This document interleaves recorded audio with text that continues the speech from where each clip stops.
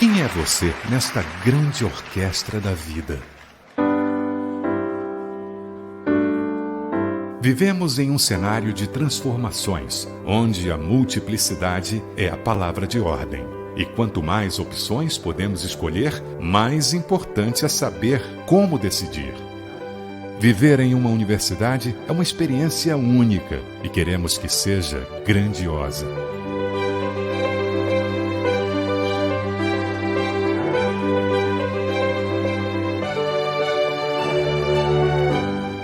Na Unifor, são mais de 28 mil alunos distribuídos em 4 centros de ciências. Na pós-graduação, tem programas de doutorado, mestrados acadêmicos e mestrados profissionais. São cerca de 80 cursos de especialização e MBA, estimulando a troca de conhecimento e a produção de conteúdo inédito em prol da sociedade. No Nordeste do Brasil, pesquisadores do Ceará desenvolveram um clone transgênico de uma cabra. A pesquisa da Unifor abre caminho para a produção de um remédio em escala comercial aqui no país. Por meio dos inúmeros projetos de extensão que a universidade promove, alunos têm a oportunidade de desenvolver as competências necessárias à sua vida profissional futura.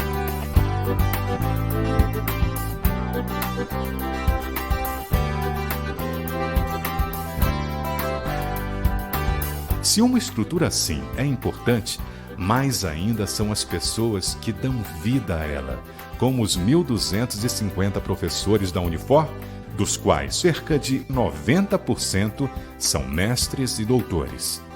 A Unifor possui um grande conjunto de espaços e atividades dedicados ao esporte e à cultura.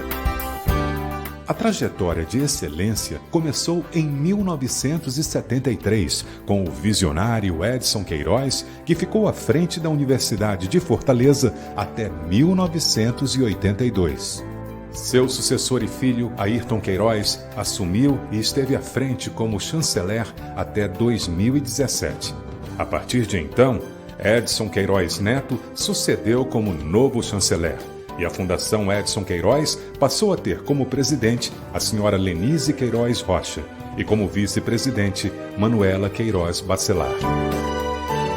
E assim, a universidade é como uma orquestra, onde seus membros sentem, criam, inspiram e constroem juntos uma grande sinfonia. Universidade de Fortaleza, ensinando e aprendendo. Bom dia, colegas professoras e professores. É com alegria e esperança em dias melhores que damos início às atividades do nosso encontro pedagógico do Centro de Ciências da Saúde 2021.1, com o tema Saúde Mental e Trabalho Docente, reflexões sobre o impacto da pandemia. Gostaríamos de agradecer a todos e a todas que estão presentes e valorizam este momento de desenvolvimento pessoal e profissional. A participação de vocês nos encontros pedagógicos é uma oportunidade que vai além da formação pedagógica, pois é também um momento de alinhamento de estratégias e meta do nosso centro e da universidade. Trata-se de uma importante oportunidade para o nosso aprimoramento como professores em temas pedagógicos, como modelos curriculares, metodologias de ensino e aprendizagem, sistemas de avaliação e tecnologias educacionais, assim como troca de experiências pedagógicas, alinhamentos institucionais, mas também é um momento para refletirmos sobre temas relacionados ao cuidado docente. Todas essas questões buscam promover maior qualidade ao processo de ensino e de aprendizagem. E para nos dar boas-vindas, convidamos a diretora do Centro de Ciências de Saúde, professora doutora Lia Maria Brasil de Souza Barroso.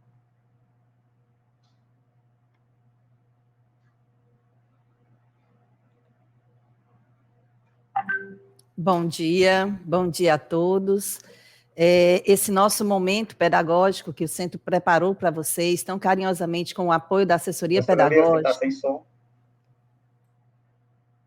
Coloquei aqui meu som. Já desmutei.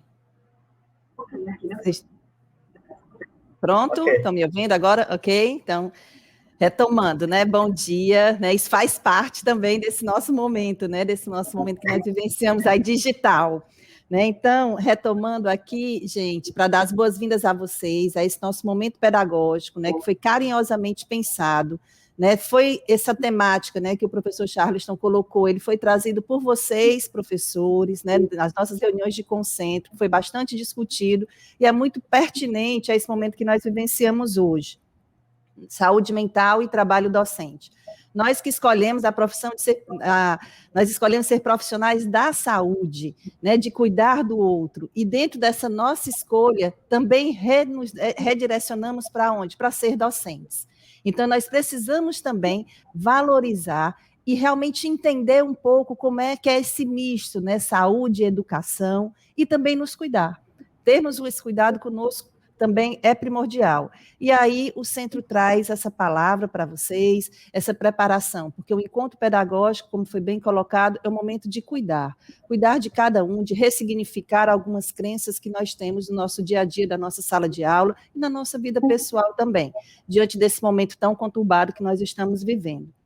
Então, que vocês tenham uma boa manhã, né? Nós estamos dentro do centro, né, aí, gratificados, né, e com esse reconhecimento trazendo para vocês, que eu queria dividir com vocês, né, os resultados que o centro tem apresentado e a universidade tem apresentado, validado com os nossos resultados do ENAD, né, com a nossa captação, também com o resultado da universidade, né, com o nosso CPC, cada vez mais a universidade melhorando sua colocação nos rankings, isso graças ao professor, né, graças ao nosso trabalho cotidiano da sala de aula.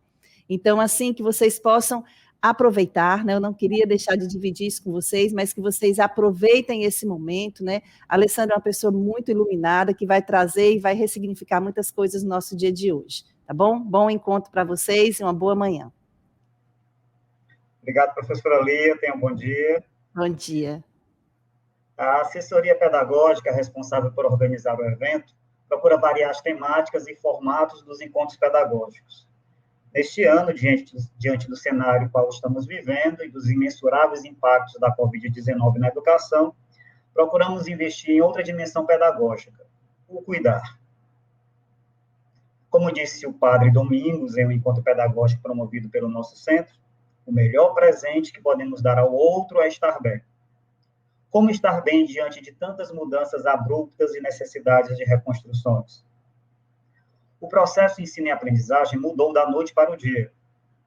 Houve alteração drástica no formato do ensino, tivemos que aprender em tempo recorde diversas ferramentas tecnológicas, diversificamos estratégias metodológicas e de avaliação para atender às diferentes condições dos nossos alunos. O ensino passou a ser personalizado. A inclusão nunca foi tão fortalecida. A retenção de discentes era e é uma necessidade. Um conjunto contínuo de desafios do fazer docente se faz e se fez presente, além das incertezas sobre o cenário pós-pandemia. Todo esse contexto atípico, desafiador, o qual afetou muito a nossa saúde, nos fez querer desenvolver uma temática voltada ao cuidado do nosso professor, pois sabemos que essas súbitas mudanças podem levar nossos docentes a um esgotamento mental, emocional e físico. De start, precisamos promover ações na prevenção e promoção da saúde integral, visando o bem-estar docente e, consequentemente, melhoria do processo de ensino e de aprendizagem. Ressaltamos que a temática saúde emocional docente foi uma solicitação feita pelas coordenadoras e coordenadores dos cursos do CCS e por representantes do corpo docente. Este assunto já era uma preocupação da assessoria pedagógica quando promoveu o encontro pedagógico em 2019, sobre a temática Mindfulness, na promoção de saúde docente. Na ocasião, apresentamos uma ferramenta com capacidade de apoiar a prevenção e o gerenciamento do estresse em geral, por meio da respiração e algumas técnicas de Mindfulness. Hoje, apresentaremos um projeto que se inicia nesta palestra com a temática Saúde Mental e Trabalho Docente, reflexões sobre o impacto da pandemia. Porém, a assessoria pedagógica do CCS, com apoio do curso de Psicologia, dará continuidade ao trabalho do cuidado docente e do autocuidado, com a implementação do projeto Teia de Afetos. A teia de afetos trata-se de um espaço de escuta, acolhimento e intervenção psicológica, destinado aos professores e às professoras do CCS, potencializadores do desenvolvimento de competências socioemocionais, por meio da realização de um serviço de plantão psicológico e da realização de grupos virtuais. Para mais esclarecimentos sobre projetos, convidamos a professora Janaína Carvalho, uma das facilitadoras desse projeto. Professora Janaína, bom dia. Bem, vocês estão conseguindo me ouvir? Sim, tudo professora, bem? Bom dia, tudo ótimo. Então, bom dia a todas, todos e todes, professoras e professores, amigos queridos. É com muito prazer que eu estou aqui com vocês para apresentar um programa que foi feito pensando na nossa prática docente, pensando nesse momento de um contexto totalmente difícil, né? Mas ao mesmo tempo desafiador, que nós estamos todas, todos e todes enfrentando com muita sabedoria, com muita expertise, com muita força e com muito sucesso. A maior prova disso é que a gente tem tido resultados excelentes, né, mesmo diante de um contexto tão inóspito. Olha só, a Teia de Afetos é um projeto criado a 4 mãos, né, por mim, pela professora Letícia Bessa, pelo professor Lucas Bock e pela professora Carla Carneiro. A ideia é que a gente possa fazer dessa teia, né, um espaço de acolhimento, tá, de escuta e intervenção psicoterápica, né, breve, um atendimento de grupo. Inicialmente, a ideia é que a gente tenha alguns momentos de escuta individual, então a gente vai estar marcando com os professores para se entrar no grupo antes de vocês acessarem o grupo, né? A gente vai ter um momento individual com cada professora, com cada professor que tiver interesse no projeto. O projeto ele tem como objetivo acolher professores com demandas socioafetivas e emocionais.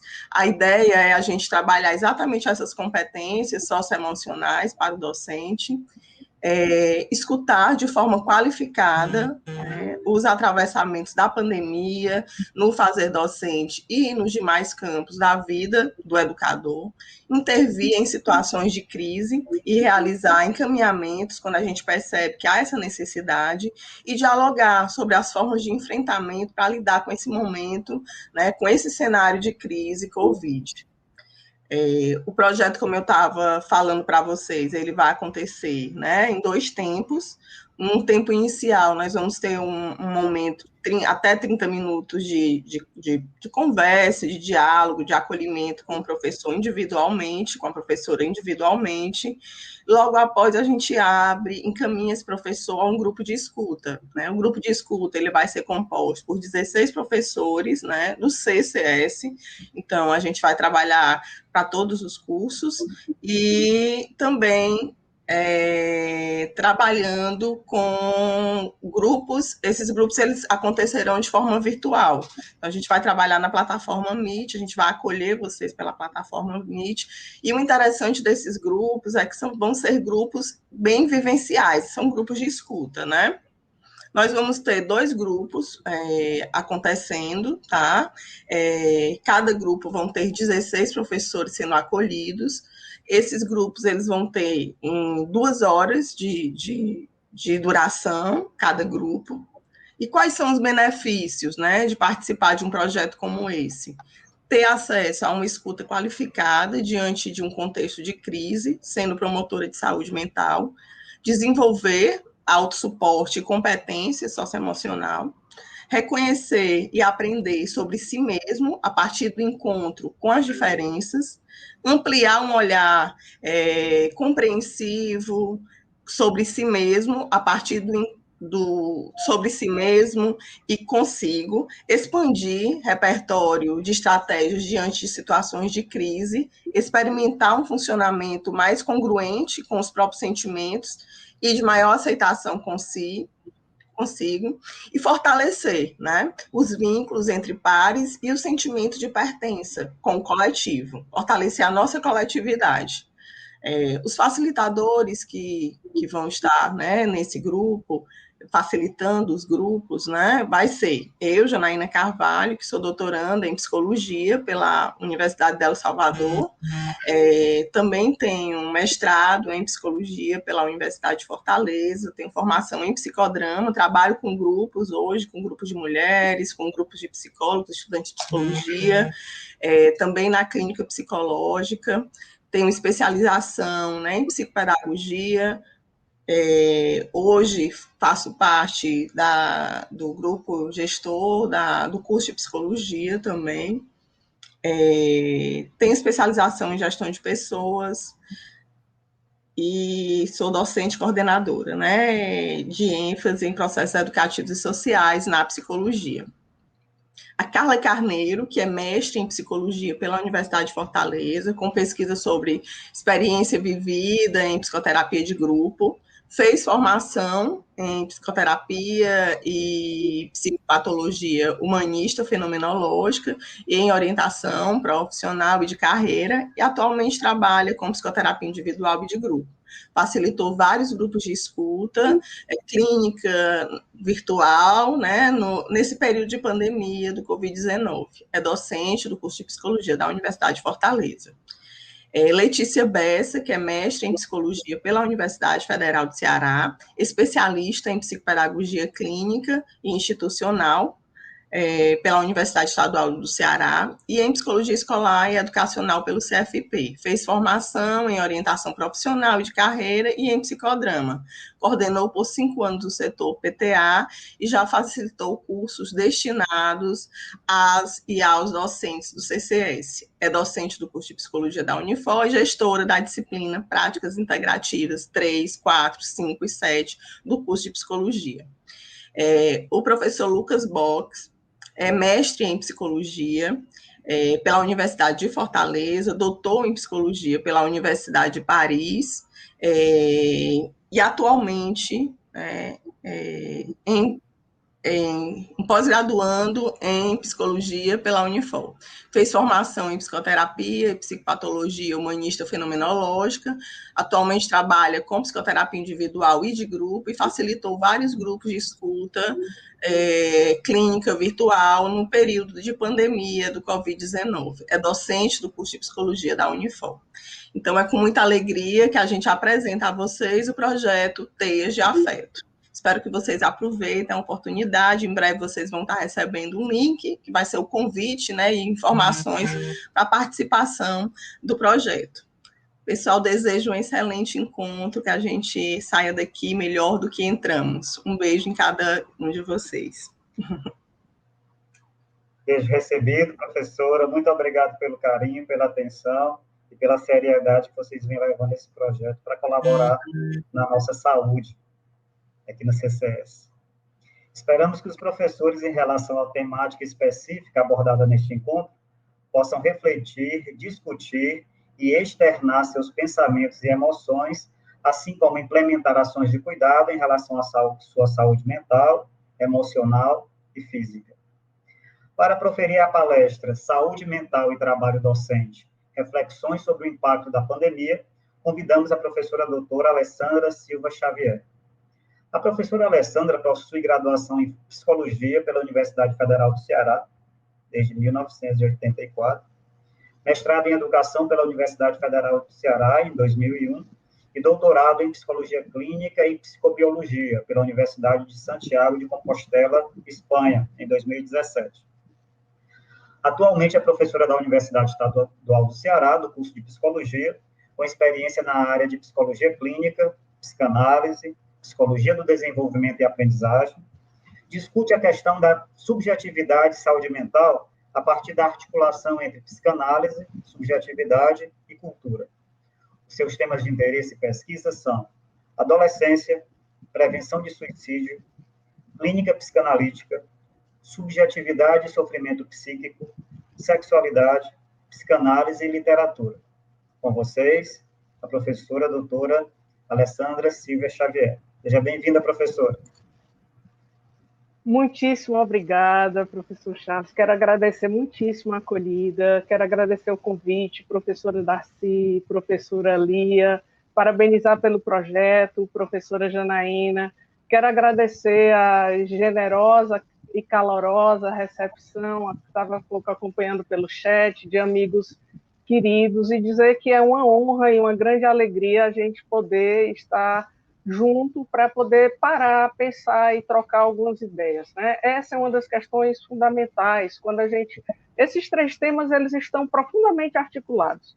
Quando a gente pensa em saúde mental, não dá para a gente dissociar da dimensão do trabalho e não dá para a gente deixar de pensar como o contexto, e aí, no caso, pela experiência da pandemia, como o contexto ele vai nos afetar, e não somente nos afetar, mas nos constituir. A própria professora Janaína, quando estava apresentando as intervenções de cuidado, o cuidado ele necessita de uma dimensão artesanal e ele necessita do outro, né? Então, às vezes, a gente pode ser levado a achar que o cuidado é algo que prescinde do outro, que prescinde das instituições, que prescinde do Estado, e não é assim, né? Qualquer experiência de cuidado, ela precisa passar necessariamente pelo espaço das interações com os outros e dos outros que depois irão nos habitar. Então, eu agradeço a cada um e vou pedir a gentileza de que vocês possam parar um pouquinho para a gente pensar junto, né?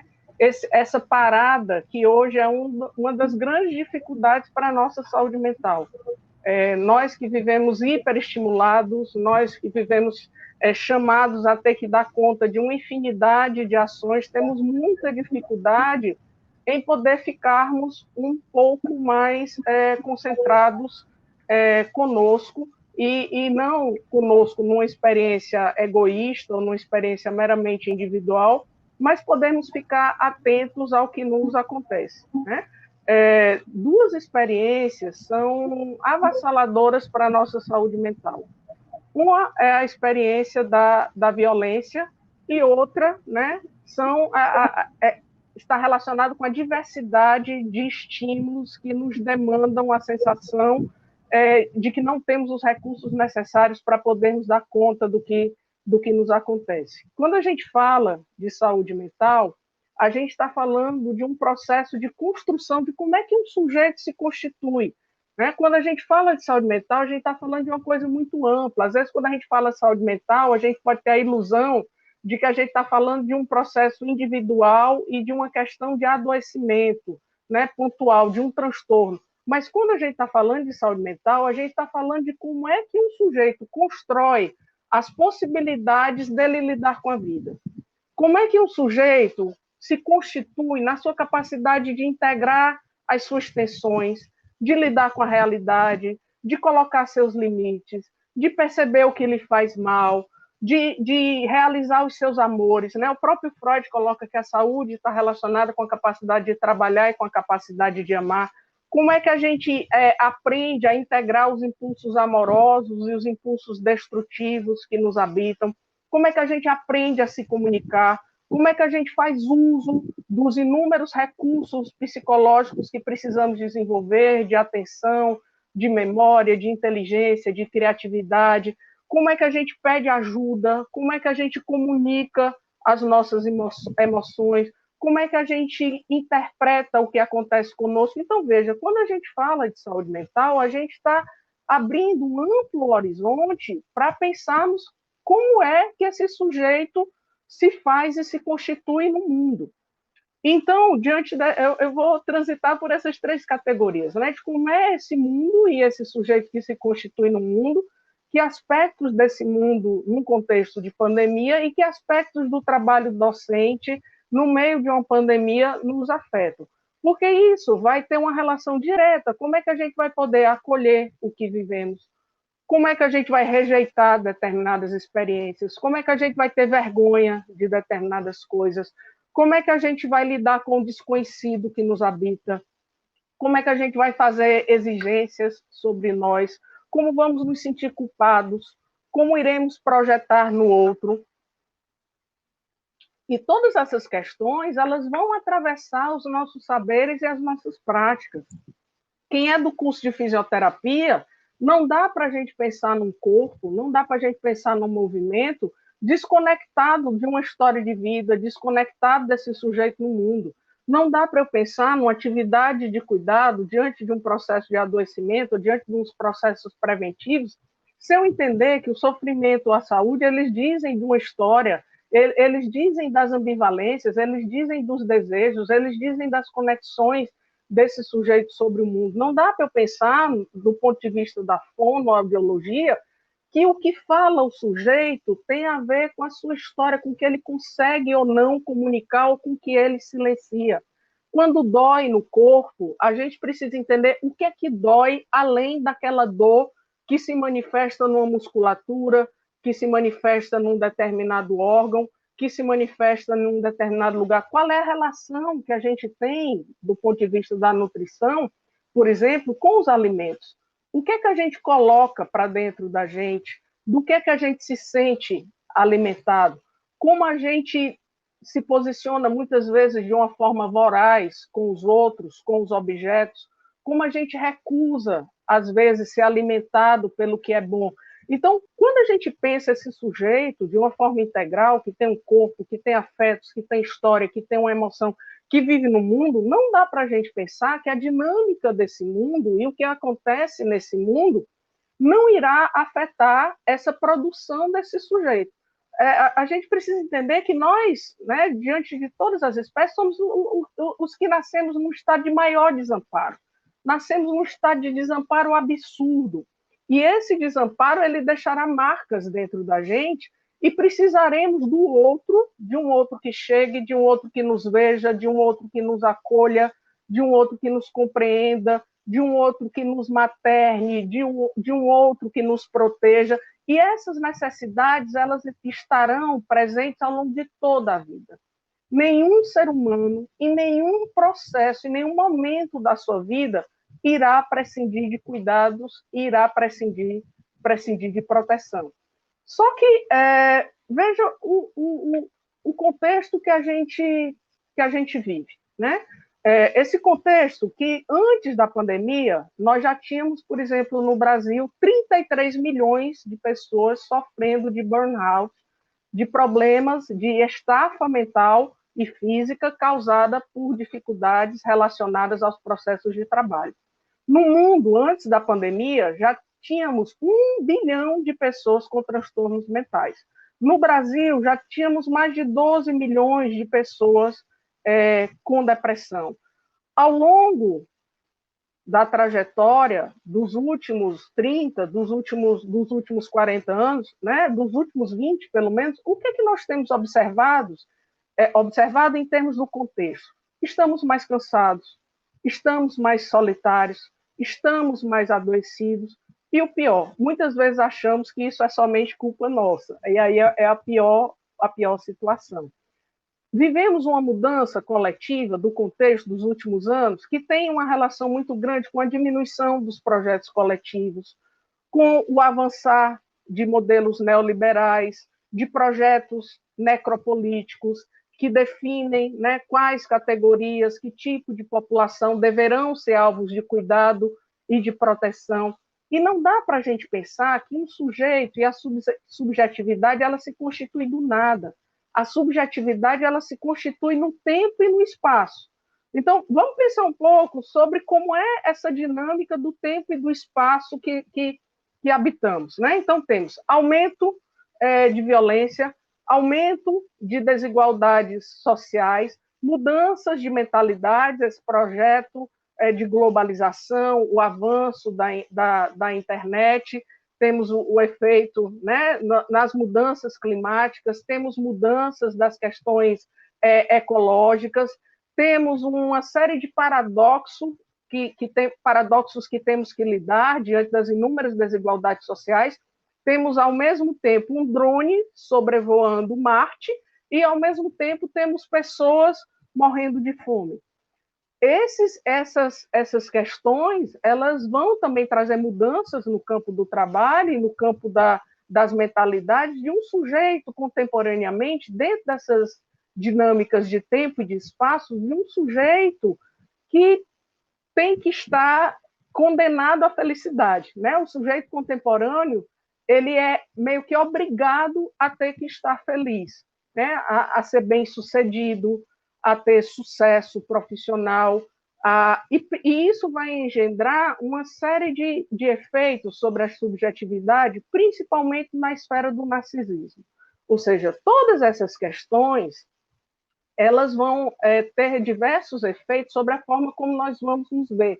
Nós vamos nos cobrar, termos que ter controle sobre tudo, nós vamos nos cobrar a exigência da perfeição, do sucesso, da onipotência.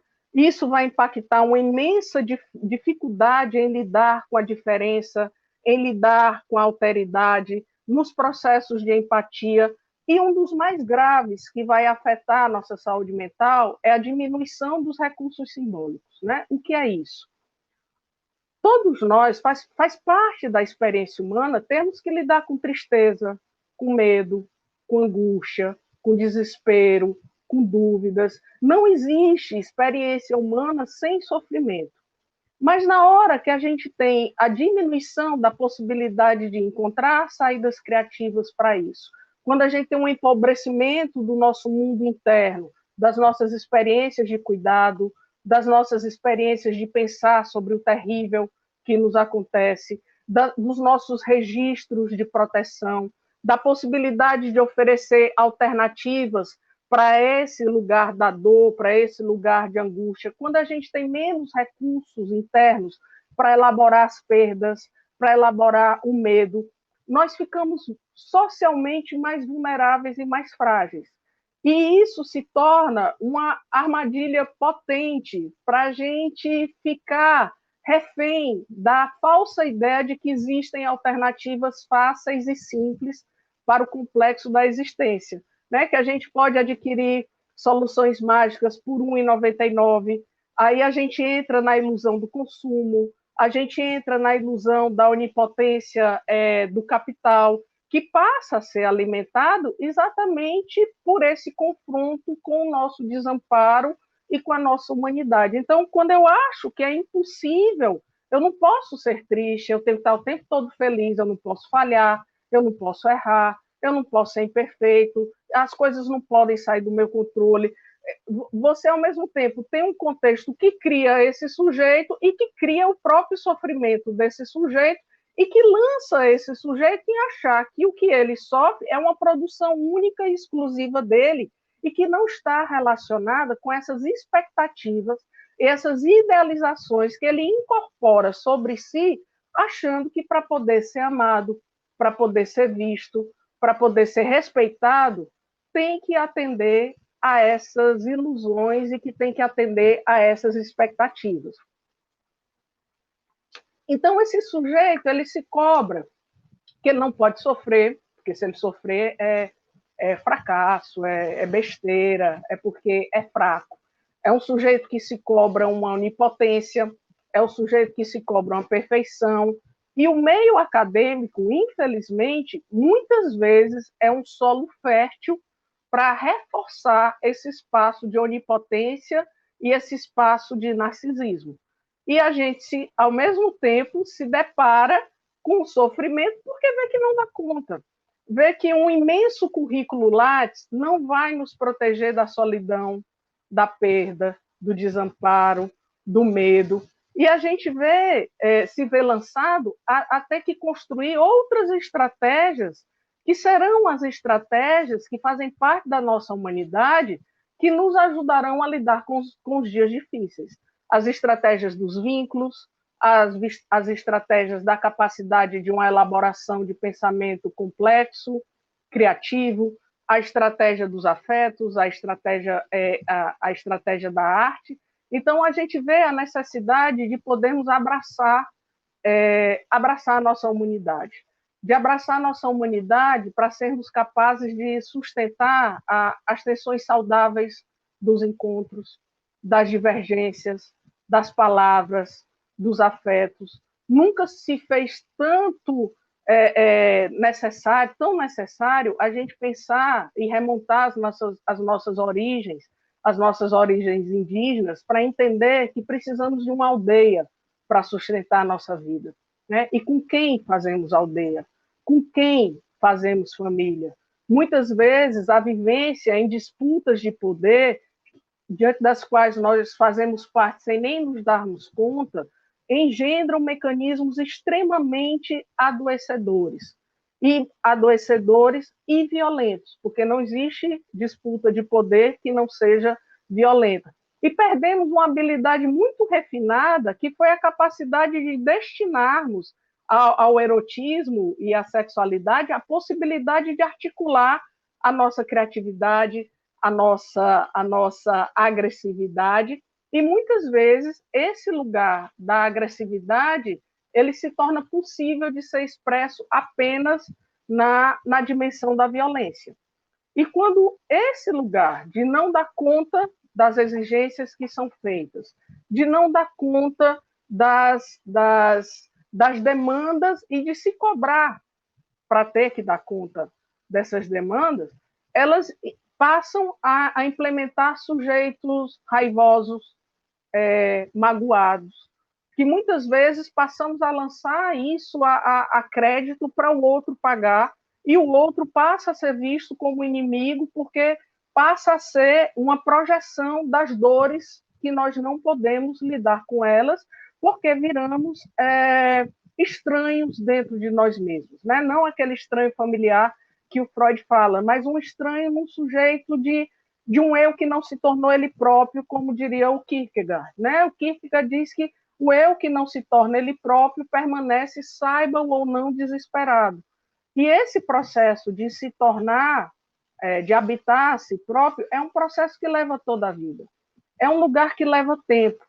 E alçados a atender essas expectativas tecnológicas de consumo e neoliberais, o tempo da subjetividade passa a ser cobrado de um jeito que desqualifica e desmerece o cuidado. Porque, veja só, se conseguimos construir computadores que hoje processam a informação a uma velocidade absurda, então, informações que levariam um mês, anos para serem processadas, são processadas hoje em milissegundos, o tempo da experiência e da construção humana e da elaboração dos processos identitários, de um sujeito se construir no mundo, de elaborar as suas dores e as suas perdas, não mudou. A gente precisa de 20 anos para chegar aos 20 anos.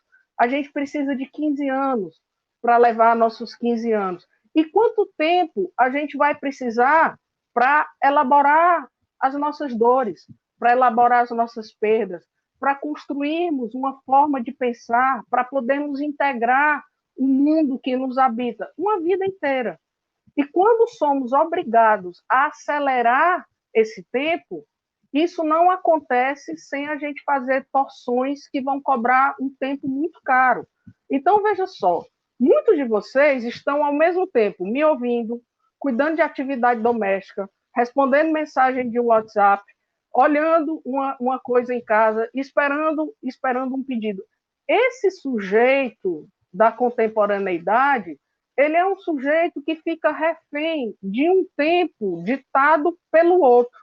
Então, é um sujeito que tem extrema dificuldade em parar e se conectar, principalmente com o mundo interno. E, diante de um contexto de pandemia, o que acontece é que nós somos convocados a parar e nos conectar com um tempo outro, com um tempo interno que a gente não está acostumado.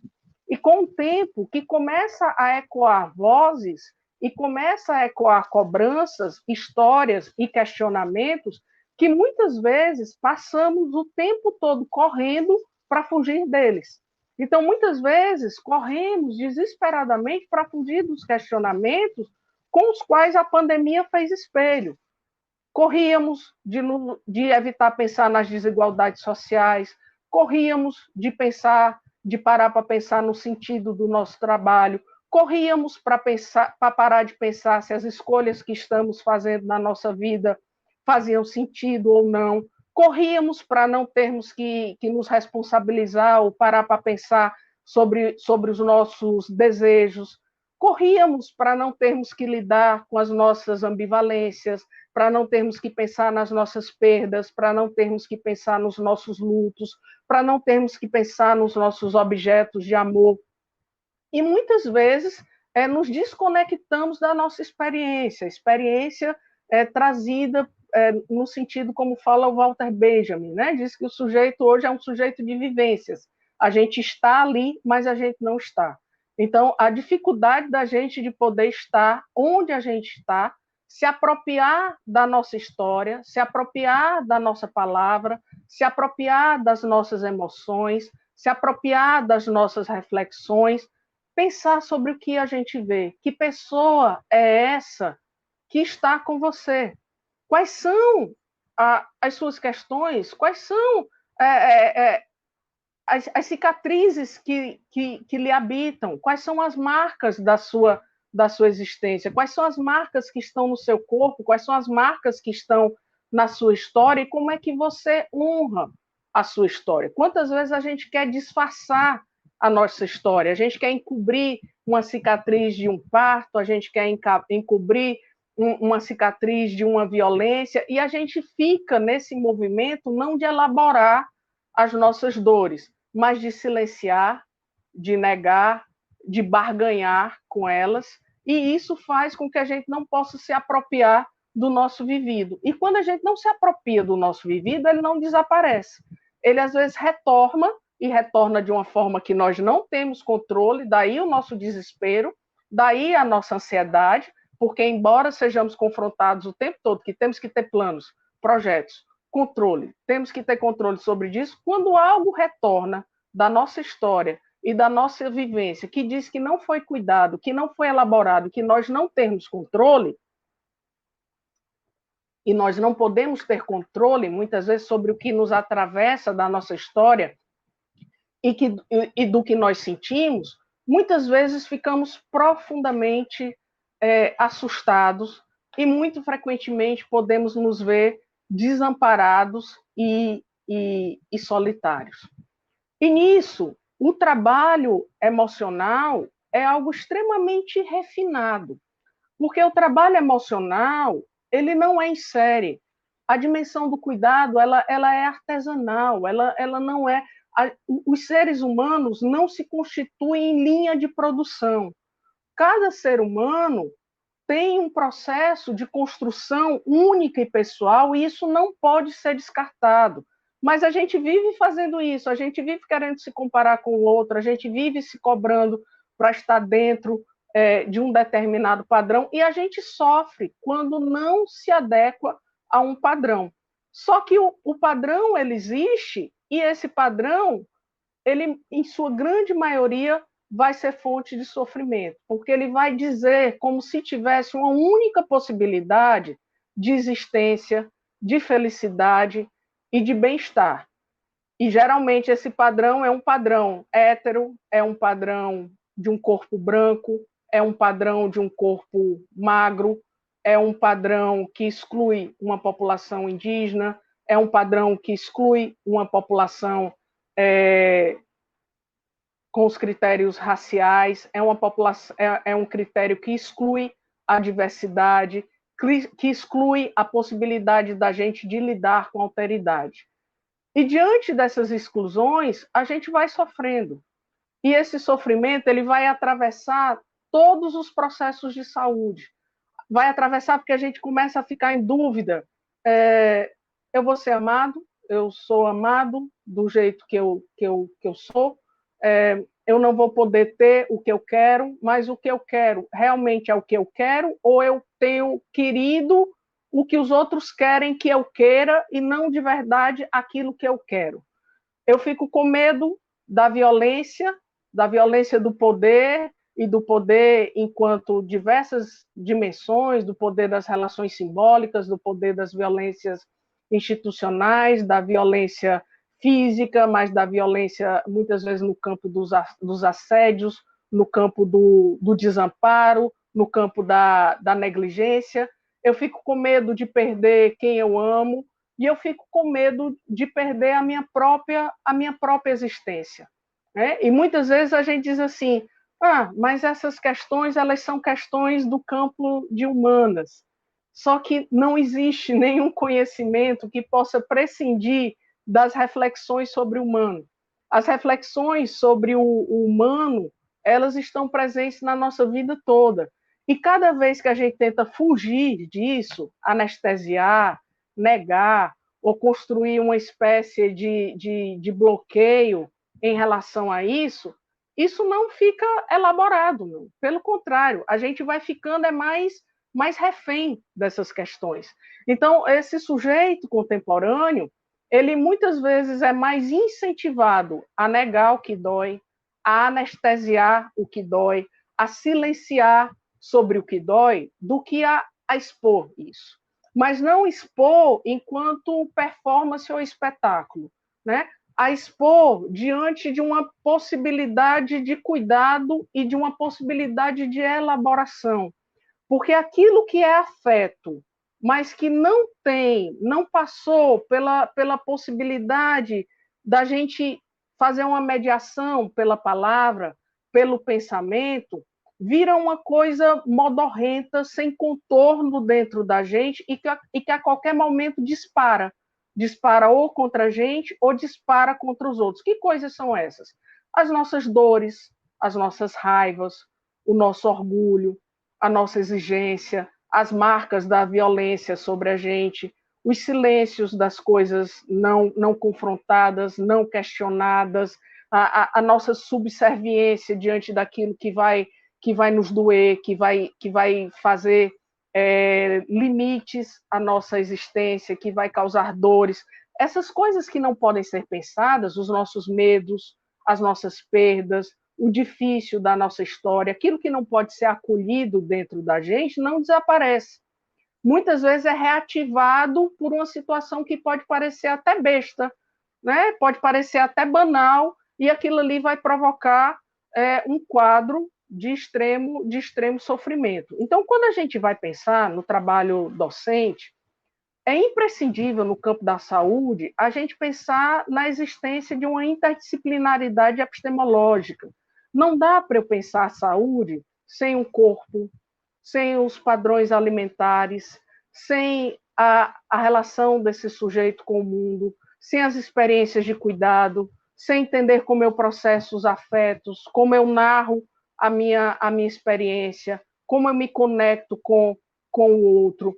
E isso nos convoca a entendermos a importância de uma participação coletiva em saúde mental. Isso não é só do ponto de vista teórico, mas é do ponto de vista das nossas relações cotidianas, né? Nunca se fez tão necessário a gente pensar na experiência dos vínculos, né?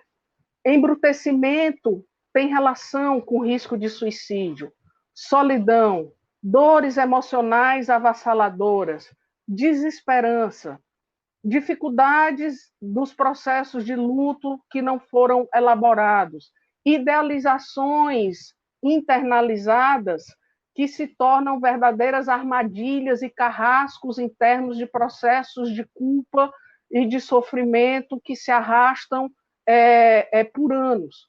Como? A quem serve, né? A quem serve o meu trabalho? E aí a gente entra na dimensão do trabalho docente, né? As práticas educativas, nenhum de nós chegou até aqui sem uma prática educativa, né? Nós somos testemunhas, né, do impacto da educação sobre os nossos corpos, sobre os nossos desejos, sobre os nossos afetos. Nós guardamos as marcas, né?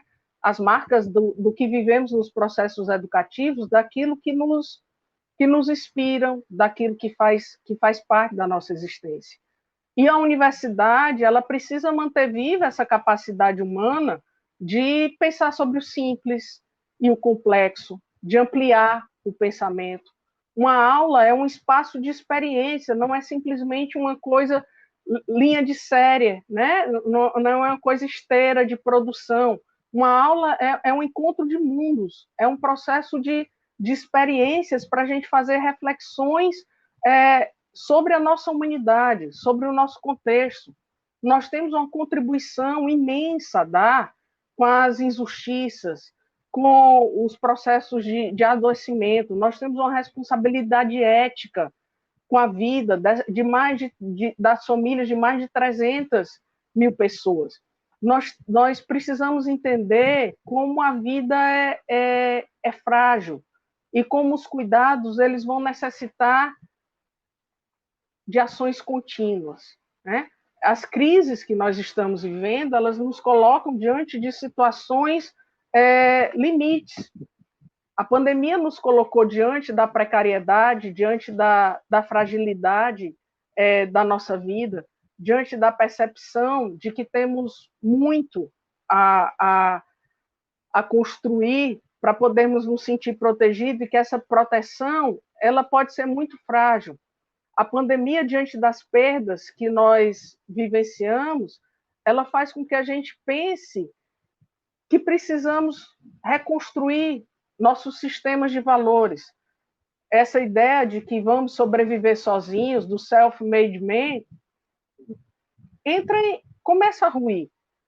Mais do que nunca precisamos dos afetos, precisamos dos cuidados, precisamos parar para pensar, precisamos nos conectar com os outros, precisamos nos conectar com a natureza. Entendemos que as saídas, elas se dão nos coletivos.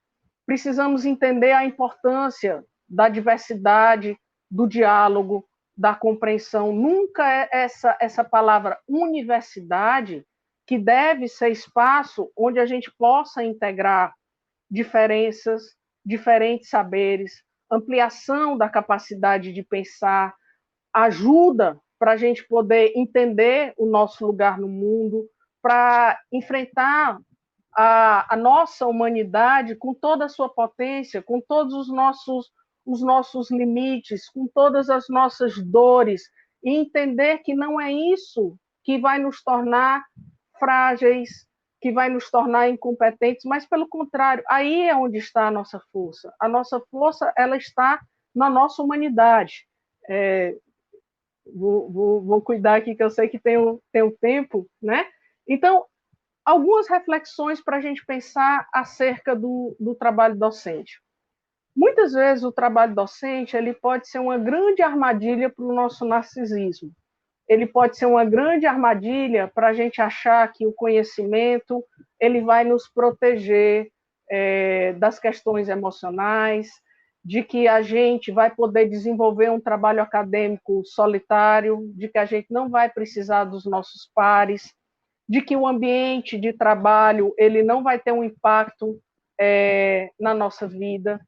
E isso traz uma série de questões para a gente pensar as especificidades do trabalho docente na pandemia, né? Já é mais do que consenso a gente saber que não estávamos preparados, tivemos que organizar uma série de coisas, mas quais são os impactos diante disso? Algumas questões precisam ser repensadas. É preciso que haja uma nova negociação dos contratos de trabalho. Aquilo que eu falei, né? Se precisamos de cuidado e de proteção, o espaço de trabalho precisa nos garantir isso. Precisa garantir que alunos e professores se sintam cuidados e protegidos. A carga de trabalho não pode ser a mesma. Uma hora presencial não é a mesma hora de um trabalho remoto, porque o trabalho remoto ele cansa mais. Precisamos ter a garantia institucional de que vamos estar empregados, de que não vamos ser demitidos, de que teremos ajuda e proteção para os nossos suportes, para os nossos recursos tecnológicos. A gente foi educado dentro desse modelo neoliberal. Qual era a grande premissa do modelo neoliberal? Não leve os seus problemas para o trabalho, né? Os problemas têm que ficar fora do espaço do trabalho. Só que o trabalho veio para a vida pessoal.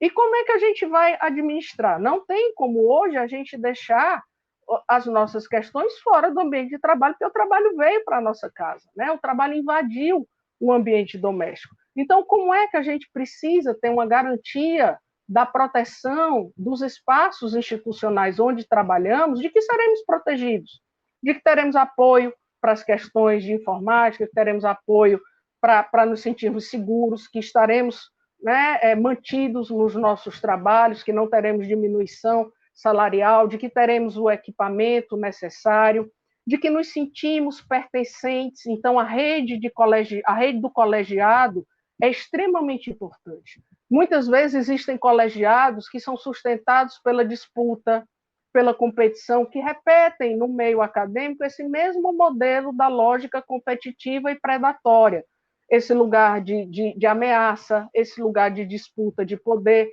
E isso faz com que o ambiente acadêmico possa ser extremamente adoecedor.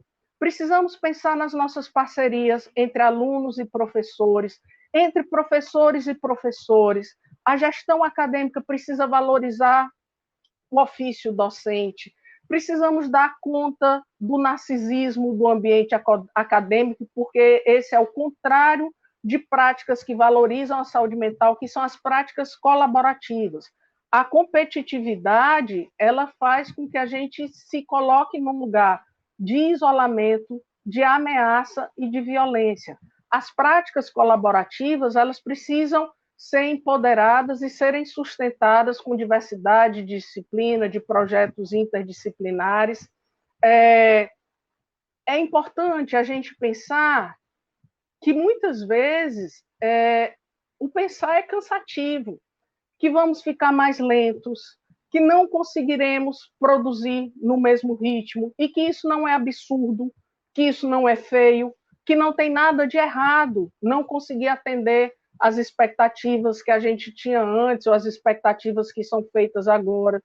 É preciso a gente repensar a quantidade de reuniões, o horário das reuniões, a quantidade de mensagens. Tive uma ideia, 3 horas da manhã, vou colocar aqui para o grupo de professores, que eu não estou dormindo, e aí acordo o resto do grupo de professores todinho. Precisamos ter cuidado com o excesso de mensagens, precisamos ter respeito pelo tempo de descanso. Passamos muito tempo em tela, precisamos respeitar uma diminuição dos espaços de tela, precisamos entender que a tela, quanto menor, mais cansativa. Então, a ideia de ter telas maiores para facilitar o descanso, de ter intervalos entre as horas, né, entre as horas de aula, que não somos máquinas. Entendemos que as nossas fragilidades, elas precisam ser acolhidas e recebidas. Se eu expuser uma fragilidade minha para o meu grupo de professores, para o meu grupo do colegiado, eu vou receber ajuda, ou eu vou ficar mais vulnerável porque aquilo depois pode ser usado contra mim. É preciso que eu me sinta protegido e cuidado pelos meus parceiros, que eu possa identificar medos, vergonhas, potências, e que isso não seja considerado algo que me inferioriza. É valiosíssimo a importância da gente fortalecer o mundo interno, da gente fortalecer os recursos protetivos que nos habitam. Só que esses recursos protetivos não são inatos, eles vão ser construídos de acordo com os cuidados que a gente for receber. Então, autoestima, esperança, criatividade não surgem à toa. Eu preciso construir isso nas minhas experiências com os outros e com o mundo.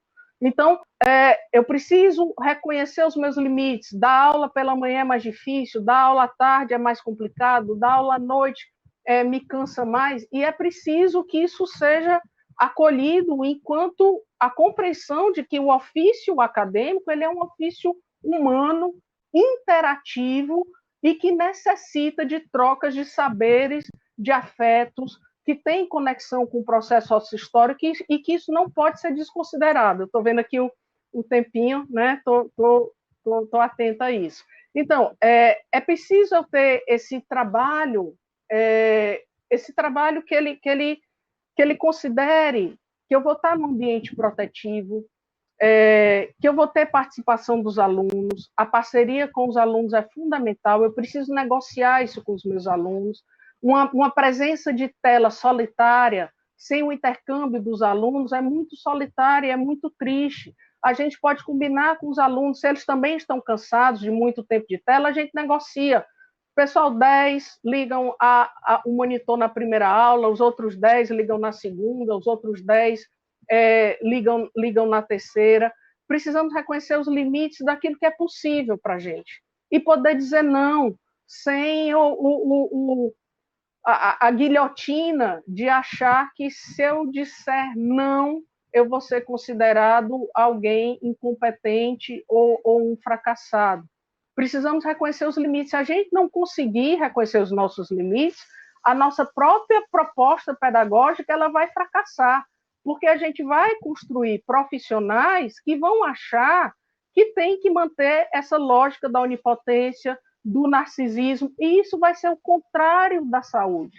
Isso vai ser o contrário de poder ouvir o paciente, de poder fazer pesquisa, porque a pesquisa se sustenta exatamente no lugar da ignorância.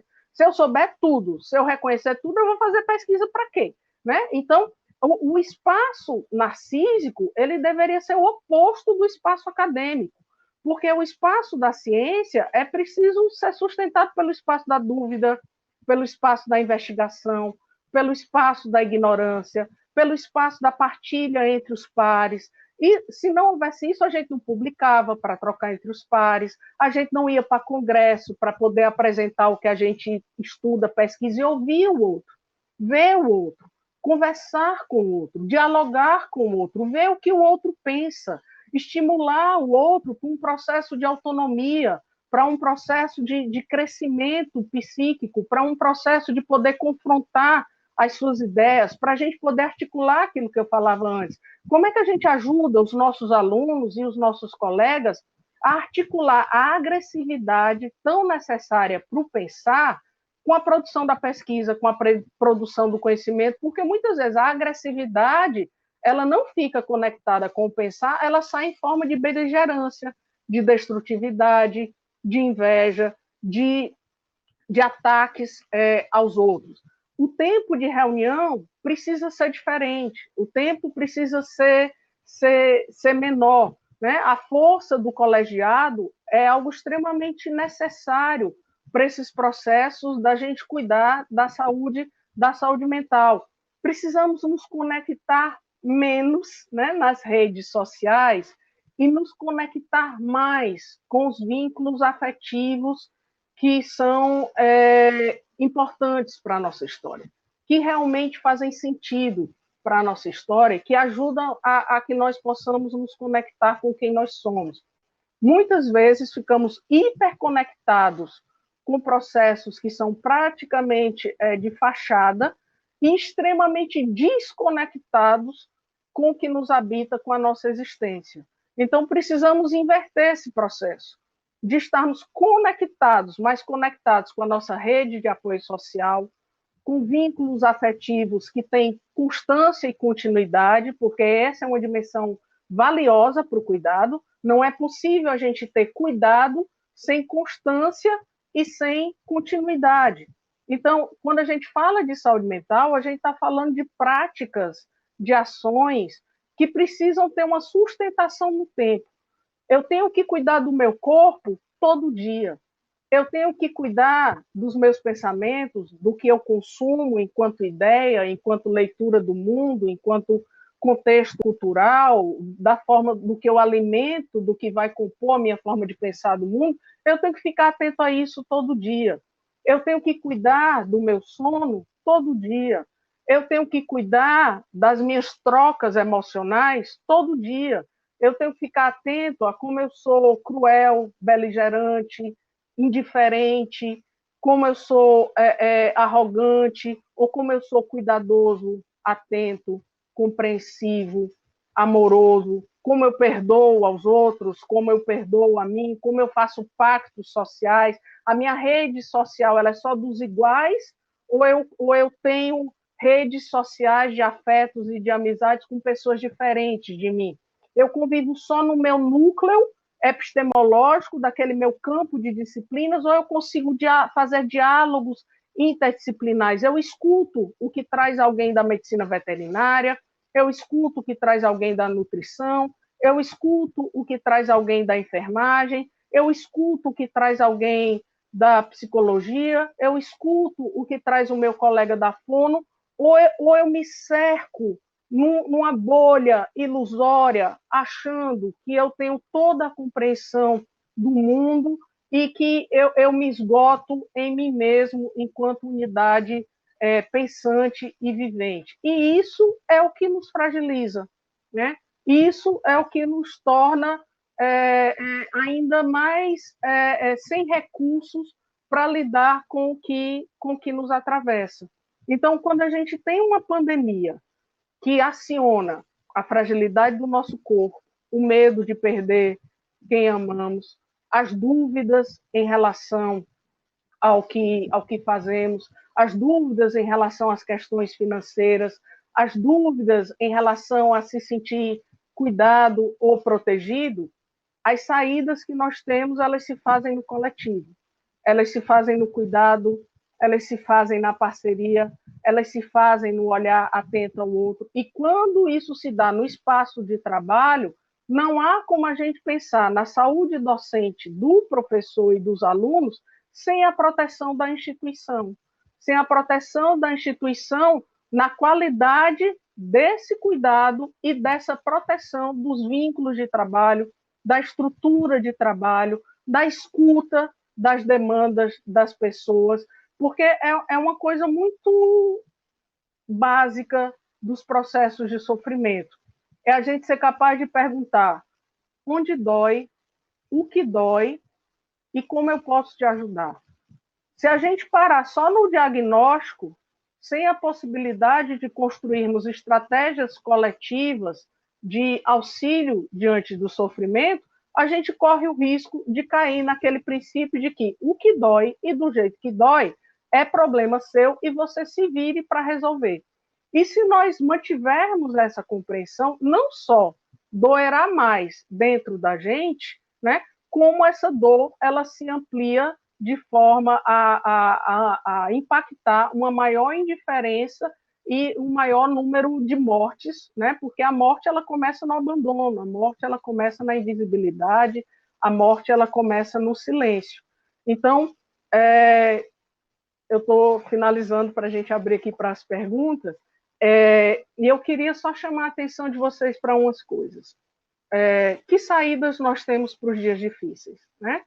A saída para os dias difíceis, elas se dão a partir da experiência do acolhimento das nossas dores pelos outros, da expressão do que nos habita, da possibilidade de receber colo, de receber uma escuta que não seja de julgamento, que não seja de crítica, da possibilidade de sustentarmos e validarmos as nossas emoções e entendermos que as nossas emoções elas precisam ser reconhecidas do jeito que nos habitam. Essa história de isso é besteira, isso é frescura, gera silenciamentos. Então, é preciso a gente ouvir o que pode ser difícil para um colega professor, pode ser muito fácil e rápido para o outro, mas cuidemos das diferenças. Cuidemos das diferenças, cuidemos do respeito à diversidade, cuidemos da escuta, cuidemos da construção de espaços coletivos de trabalho, cuidemos das necessidades de implementar políticas públicas e da importância do Estado para promover ações que garantam a ampliação de estratégias da área de saúde mental, porque nem sempre seremos capazes de cuidarmos de nós sozinhos. Precisaremos da presença dos que nos amam, precisaremos da presença dos colegas de trabalho, precisaremos da família, precisaremos do outro. E uma das estratégias importantíssimas para a gente lidar com as dores é a arte, né? Então, a arte, o trabalho, a prática esportiva, as questões culturais, elas são valiosas para a nossa vida. E aí, eu preparei um presente para vocês, que é o seguinte, eu pedi a uma aluna, né, de vocês, uma aluna da Unifor, uma aluna do curso de Psicologia, para preparar um presente para vocês, como uma dessas dimensões para a gente pensar de como a arte ela ajuda a gente a lidar com o difícil da existência. Então, eu queria pedir, né, para os colegas que estão ajudando no suporte, na retaguarda aqui da TI, a gentileza de poder passar esse vídeo para a gente finalizar a fala e a gente pensar um pouquinho depois junto, conversando com as perguntas e respostas, e minha gratidão a vocês.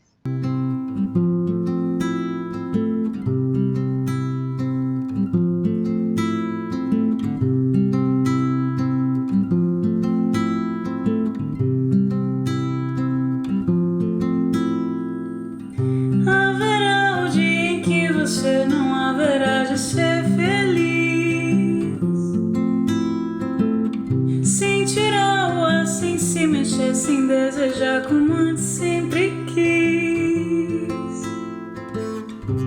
Você vai rir sem perceber. Felicidade é só questão de ser. Quando chover, deixa molhar, pra receber o sol quando voltar. Lembrará os dias que você deixou passar sem ver a luz. Se chorar, chorar é vão, porque os dias vão pra nunca mais. Melhor viver, meu bem, pois é um lugar em que o sol brilha pra você. Chorar, sorrir também e depois dançar. Na chuva, quando a chuva vem, melhor viver, meu bem, pois é um lugar em que o sol brilha pra você. Chorar, sorrir também e dançar. Dançar na chuva quando a chuva vem.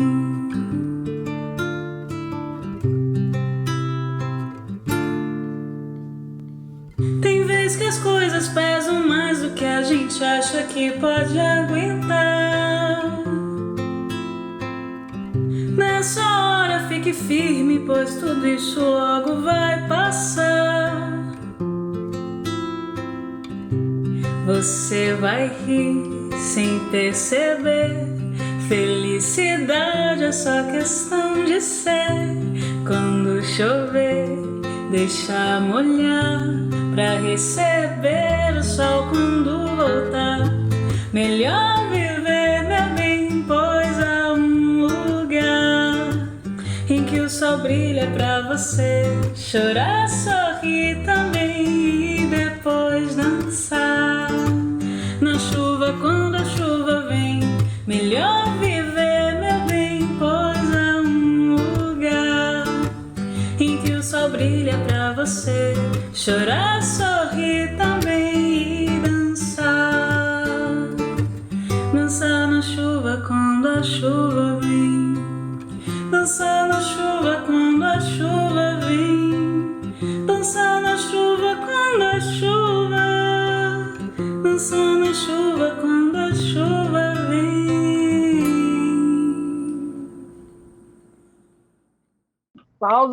Parabéns aí.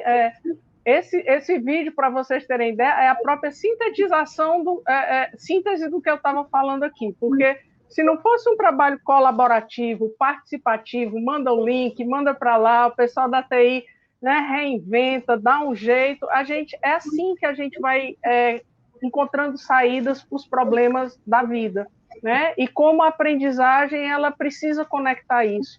A gente tomar posse de quem a gente ser capaz de ler o mundo, a gente ser capaz de se conectar com as pessoas. A Leila Pinheiro canta uma música linda que diz, né, que viver é, afinal, um instrumento, de dentro para fora, de fora para dentro. E a Raísse é essa aluna de vocês, né? Então, é um exemplo do que o excelente trabalho de vocês está produzindo.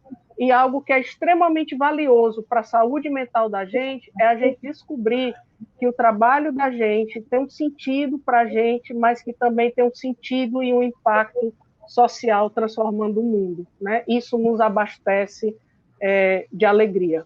Então, a felicidade não pode ser essa coisa saltitante, eterna, esse sujeito que tem que estar sempre feliz, isso não é humano, né? A felicidade, ela contempla as possibilidades inúmeras dos dias difíceis, né? Então, um beijo, obrigada, e estou aqui à disposição se alguém quiser fazer alguma troca. Professora Alessandra, muito obrigado pela sua reflexão. Nos bastidores, nós estávamos conversando que nós, da Universidade de Fortaleza, nós falamos muito bem, mas também nós somos excelentes ouvintes, né? Receptores, para que a gente possa interagir.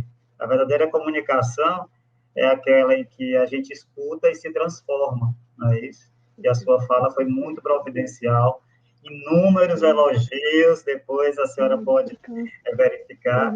Eu citei, tomei a liberdade de captar aqui um trecho da canção lindamente cantada pela nossa artista, que é chorar, sorrir também.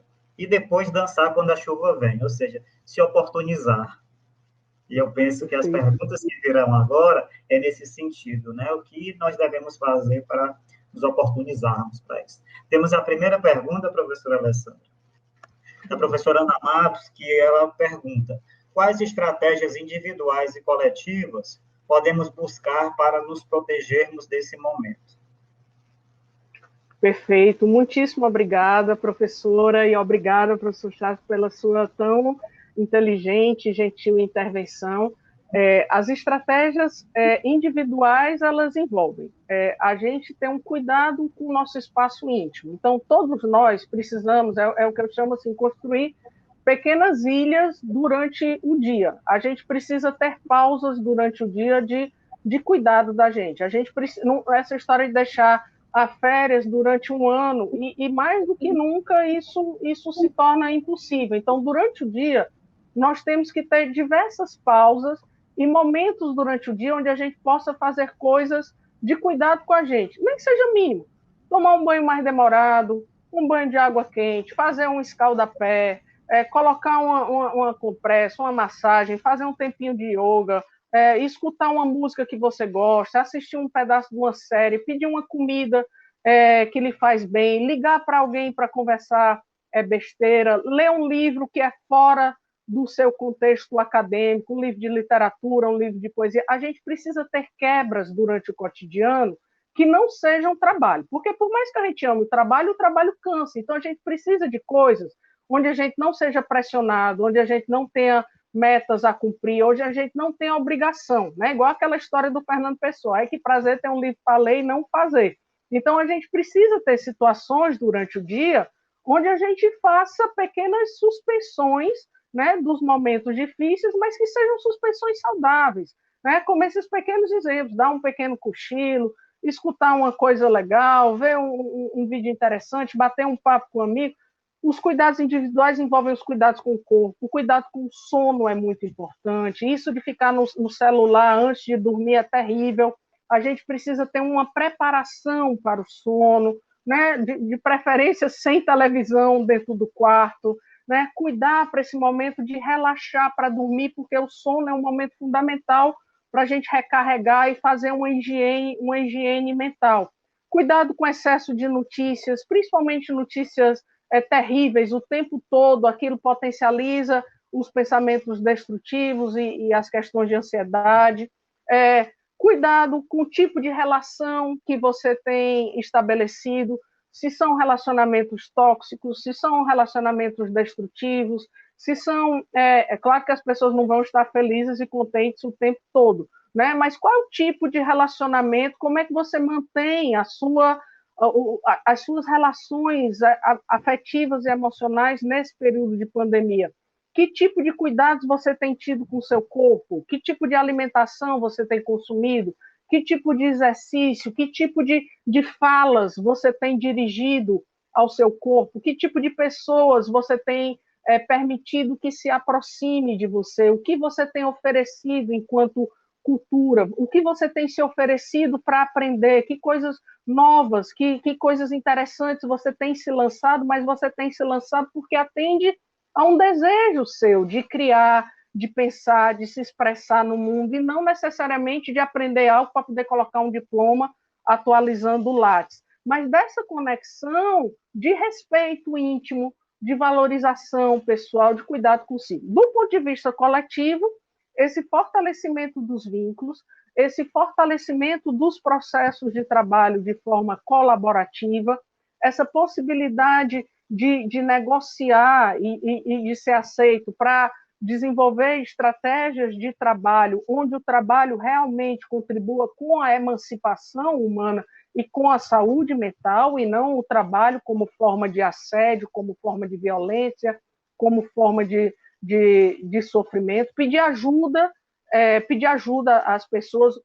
Precisamos fortalecer os vínculos coletivos. Precisamos fortalecer a nossa rede de solidariedade.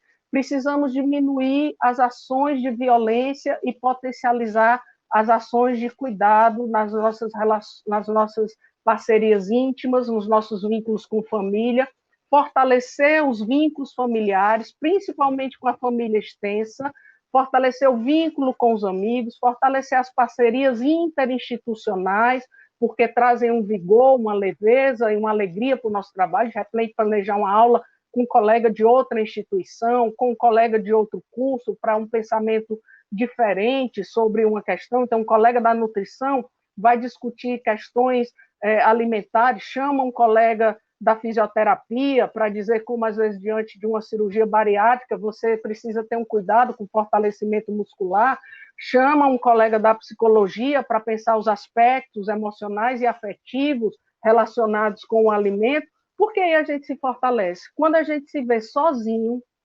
a solidão é um efeito muito devastador para a nossa saúde mental. Nós nascemos procurando os olhos dos outros. Nós nem nos sustentamos sozinhos. Nós precisamos de acolhimento, de abraço, de um braço para a gente poder ser amamentado, para a gente poder... A gente precisa de sustentação. E isso permanece pela vida toda.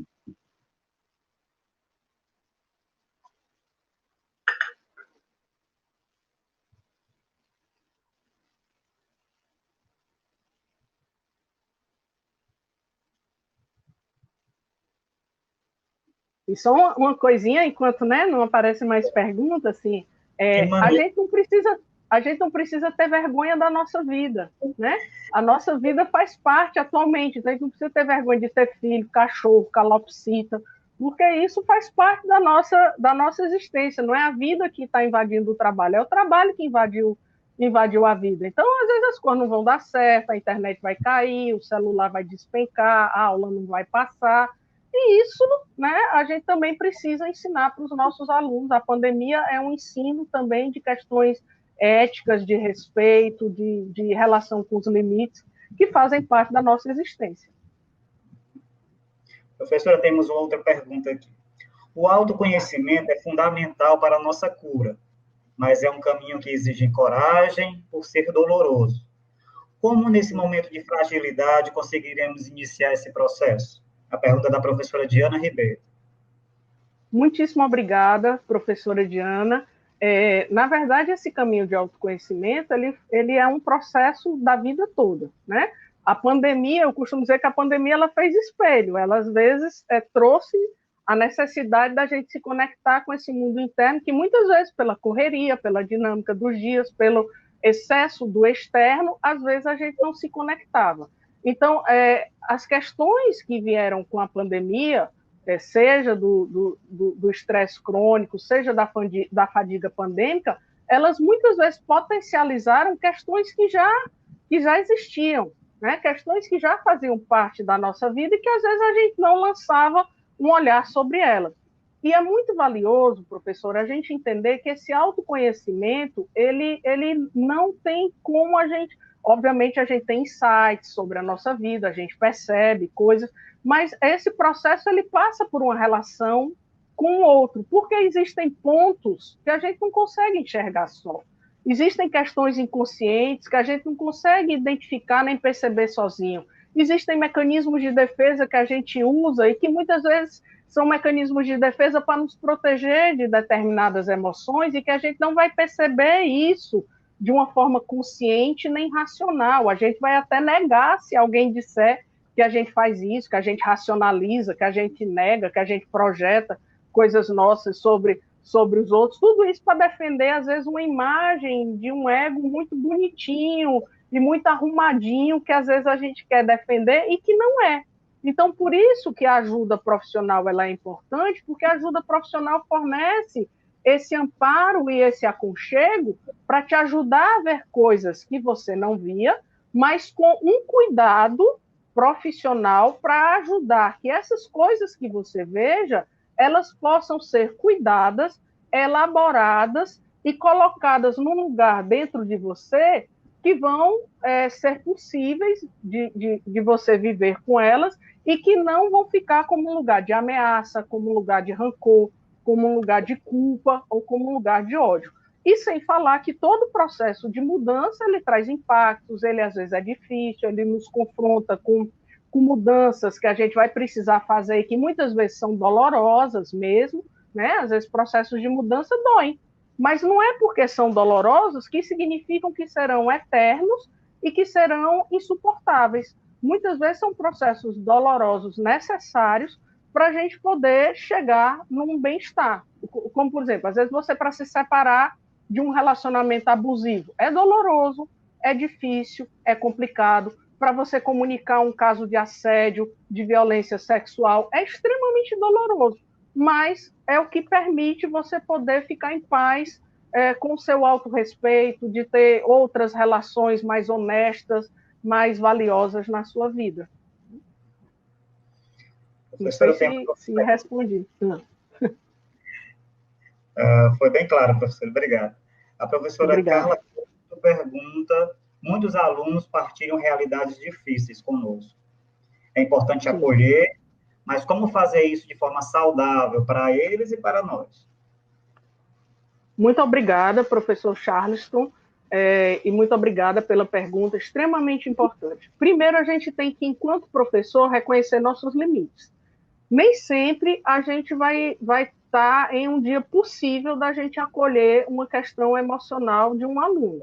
E nem num dia e nem com recursos, né? Recursos emocionais. Então, o que é que a gente pode fazer? A gente pode dizer, olha, eu quero lhe ouvir, mas agora para mim não é possível. A gente pode falar sobre isso amanhã ou depois da manhã, combina uma data, porque nem você deixa aquela pessoa no limbo, nem você deixa aquela pessoa sem um acolhimento, mas você também diz de quando é possível e se for possível para você. Uma escuta, a gente pode acolher uma dor de uma pessoa sem necessariamente ser um profissional para isso. A gente pode acolher algo sem julgamento, compreendendo, tentando fazer julgamento de valor, tentando oferecer saídas fáceis, tentando fazer conversões religiosas para aquela pessoa, sem querer fazer, dar roteiros ou prescrições do que aquela pessoa deve fazer. O mais importante numa escuta é a compreensão junto com aquela pessoa, é verificar se aquilo que ela coloca para a gente, eu tenho condições de ajudar, porque pode ser uma questão relacionada à minha disciplina, ou a um processo educativo pedagógico, ou se for algo que eu identifique que extrapola os meus limites de ajuda e de cuidado, eu posso explicar para aquela pessoa que considero que aquela situação necessita de ajuda de outras pessoas, pergunto a ela se eu posso acionar outros recursos, e aí eu vejo, dentro da universidade, eu posso acionar o núcleo de apoio discente, eu posso acionar a coordenação, que outros recursos eu posso acionar para oferecer cuidados àquela pessoa. Mas o mais valioso é alguém sentir que foi visto, que foi acolhido, que aquilo ali verdadeiramente importou para aquela pessoa, que aquela pessoa se importou com o que eu estou colocando, e nós, enquanto professores, também reconhecermos os nossos limites, né? De podermos dizer, eu não tenho condições de ouvir agora, isso que você coloca, eu não sei como te ajudar, mas eu posso ir atrás, você me permite. A verdade das nossas falas é sempre a melhor estratégia, a verdade acolhedora, sensível, humana, atenta, sem julgamentos, é um dos melhores dispositivos que a gente tem para o cuidado. Professora, e finalizando aqui a participação dos nossos queridos colegas, vem uma reflexão da professora Charmênia Nuto, que ela reflete: a quem serve o meu trabalho? Sem essa reflexão, não saímos do lugar e fazemos um trabalho alienado. A gente gostaria da sua colaboração para a gente refletir um pouco melhor sobre esse tema, sobre essa perspectiva. Perfeito. Essa eu acho que é a saída de todo o trabalho, né? A gente tem que entender que o trabalho humano, essa ação que a gente faz sobre a natureza, o trabalho humano enquanto um elemento constituinte da nossa subjetividade, o trabalho enquanto aquilo que vai produzir humanidades, aquilo que está articulado com a cultura, com a linguagem, com os modos de produzir cultura, afetos, saberes, de transformar o mundo, o nosso trabalho docente, que não pode ser pensado desconectado do trabalho discente, né? É ensinar e aprender. Eu gosto muito desse tema, né? Desse lema de vocês da Unifor, porque é isso o tempo todo, ensinando, aprendendo, afetos, saberes, cultura, esse sujeito que não pode ser pensado fora da política, porque a política é a polis, é a cidade, é o sujeito conectado com o mundo, é esse sujeito conectado com o ecossistema. Então, qual é o sentido do meu trabalho? O ofício do ensinar, o ofício acadêmico, ele tem que ter um compromisso social. A gente estuda psicologia, enfermagem, fono, porque a gente quer garantir uma vida, mas não é uma vida de qualquer forma. É uma vida digna, é uma vida com justiça social, é uma vida com um sujeito capaz de pensar as suas relações com o mundo, de exigir políticas públicas, de exigir respeito, de exigir dignidade, de não suportar e não pactuar com violências, com intolerâncias, de compreender que a saúde ela envolve a nossa relação comigo, com os outros, com o planeta, com os animais, com o ecossistema, com o respeito, com a diversidade, com a arte. A saúde é o nosso modo de existência humana. E se eu não entender o sentido do meu trabalho, para que ele serve, o meu trabalho está a favor da dignidade, da existência, da emancipação humana, ou o meu trabalho ele está a favor da violência, da exploração e da subserviência humana em relação a outro ser humano. Então, para quem nós trabalhamos? Para a autonomia, para a vida, para a potência da existência, para os vínculos, para a solidariedade, para a transformação. A gente trabalha a favor da vida, a gente trabalha a favor da morte. Essa tem que ser a grande reflexão cotidiana nossa. Obrigado, professora. Eu vou pedir licença para quebrar o protocolo e eu fazer uma pergunta, professor. Tá? Ai, que alegria, Charleston. Na segunda-feira, eu vou sentar aqui nesse mesmo lugar e vou ligar o meu computador para ministrar a minha aula. Começa às 7h30. Professora Alessandra, o que é que eu devo lembrar imediatamente da sua fala assim que a minha tela aparecer? Do que é que você quer ser lembrada, né? A priori. Eu quero ser lembrada que quando você comece aquilo ali, você sinta alegria no que você está fazendo.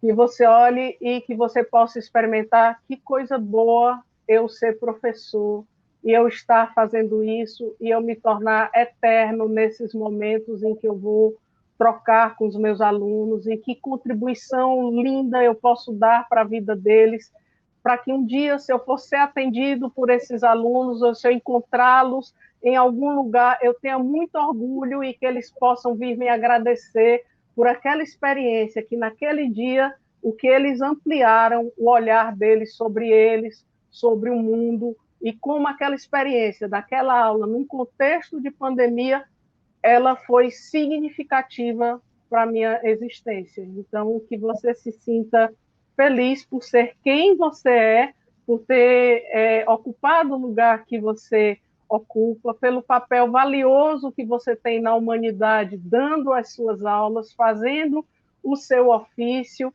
e que possa experimentar a felicidade de ser quem você é. Professora, muito obrigado pela sua palestra, pela sua fala, que toca os nossos corações, que toca também o nosso fazer profissional.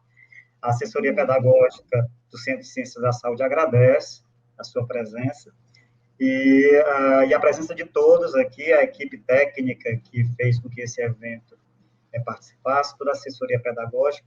Professora, a gente espera a senhora em outra oportunidade para que a gente avance nesse tema, porque mais reflexões virão. Depois da sua fala, muitas mudanças vão acontecer no nosso fazer profissional. Muito obrigado, professora. Eu fico extremamente feliz, agradecida, honrada. Para mim é uma das maiores honras falar para os meus colegas, né, do meio acadêmico. Muito obrigada, professor Charleston. Obrigada, professora Lia, professora Darcy, professora Janaína, cada um e a todos, né, e a todos do chat, colegas dos cursos que estão que estão assistindo, né? Desejo que vocês se divirtam depois aqui dessa live, que vocês possam namorar, se divertir, fazer alguma coisa interessante, de potencializar essas coisas que a gente conversou aqui hoje. Que tenha sido uma manhã, né, agradável, né, que contribua com o bem-estar de vocês. Muitíssimo obrigada, uma honra. Foi sim, muito obrigado, professora, obrigado a todos, fiquem bem, bom domingo, descansem, como a professora falou, aproveitem esse momento para relaxar um pouquinho e dar novo significado, né, a tudo isso. Obrigado a todos, até logo, bom fim de semana. Professores, protetores das crianças do meu país, eu gostaria de um discurso bem mais feliz, porque tudo é educação, é matéria de todo tempo. Ensinem a quem sabe de tudo a entregar o conhecimento. Ensinem a quem sabe de tudo a entregar o conhecimento. Na sala de aula é que se forma um cidadão. Na sala de aula é que se muda uma nação. Na sala de aula não há idade nem cor, por isso aceite e respeite o meu professor. Na sala de aula é que se forma um cidadão. Na sala de aula é que se muda uma nação. Na sala de aula não há idade nem cor, por isso aceite e respeite o meu professor.